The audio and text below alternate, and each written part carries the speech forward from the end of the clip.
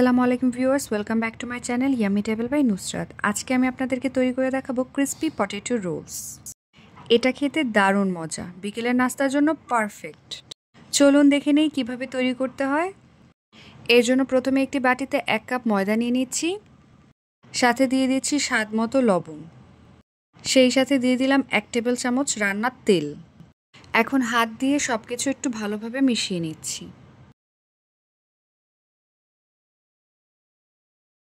এখন রুম টেম্পারেচারে থাকা 1 কাপ পানি দিয়ে নিব। আপনারা আপনাদের প্রয়োজন মতো পানি দিয়ে নেবেন। পানিটা দিয়ে খুব ভালোভাবে একটি ডো তৈরি করে নিব। ডোটা কিছুটা সফট থাকবে, কিছুটা হার্ড থাকবে, খুব বেশি সফটও না, খুব বেশি হার্ডও না। ডোটা তৈরি করার জন্য আমার আরও কিছুটা পানি প্রয়োজন হয়েছিল, তাই আমি কিছুটা পানি আরও অ্যাড করে দিয়েছিলাম। এভাবে খুব ভালো করে মথে নিতে হবে। ডোটা তৈরি হয়ে গিয়েছে, 1 ঘন্টার জন্য রেস্টে রেখে দিচ্ছি। এখন আমি কিছু আলু সেদ্ধ করে ম্যাশ করে নিয়েছি। এর মধ্যে দিয়ে দিলাম স্বাদ মতো লবণ, 1 চা চামচ লাল মরিচের গুঁড়ো, 1 চা চামচ জিরার গুঁড়ো, 1/2 চা চামচ ধনিয়া গুঁড়ো, 1/2 চা চামচ গোলমরিচের গুঁড়ো, 1/2 চা চামচ চিলি ফ্লেক্স এবং সবশেষে দিয়ে দিলাম 2 টেবিল চামচ কর্নফ্লাওয়ার।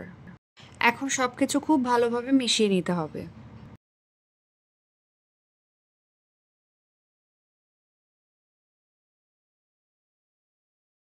এক ঘন্টা পর ফিরে আসলাম ডোটা নিয়ে। এখন ডোটাকে আবারও ভালো করে একটু হাত দিয়ে মথে নিতে হবে। তারপর এভাবে লম্বা রোল করে নিতে হবে।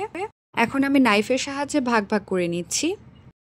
এখন একটা ভাগ আমি নিয়ে গোল গোল করে সেটা হাত দিয়ে প্রেস করে একটি রুটির মতো বানিয়ে নিতে হবে।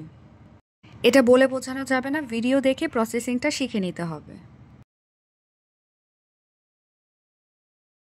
এখন এই রুটিটার মধ্যে আমি 3 টেবিল চামচ মিশিয়ে রাখা পটেটো মিক্সটা দিয়ে নিচ্ছি। এখন আমি হাত দিয়ে প্রেস করে করে চারদিকটা আবারও স্প্রেড করে নিচ্ছি। এখন যে প্রসেসিংটা দেখাবো এটা সম্পূর্ণ ভিডিও দেখে আপনাদেরকে বুঝে নিতে হবে।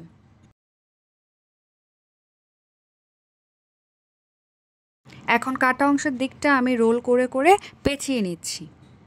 এই কাজটা একটু সাবধানে করতে হবে, নতুবা এটা ভেঙে যেতে পারে। আমি সবগুলো রোল করে নিচ্ছি। এখন আমি তেল গরম করে এগুলোকে ভাজবো। মিডিয়াম টু লো হিটে রেখে সবগুলো পটেটো রোল আমি ফ্রাই করে নিব।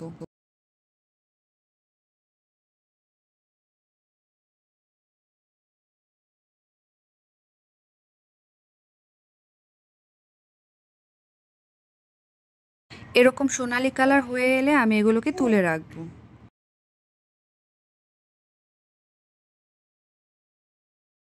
তৈরি হয়ে গেল একদম পারফেক্ট একটি নাস্তা, মজাদার ক্রিসপি পটেটো রোল।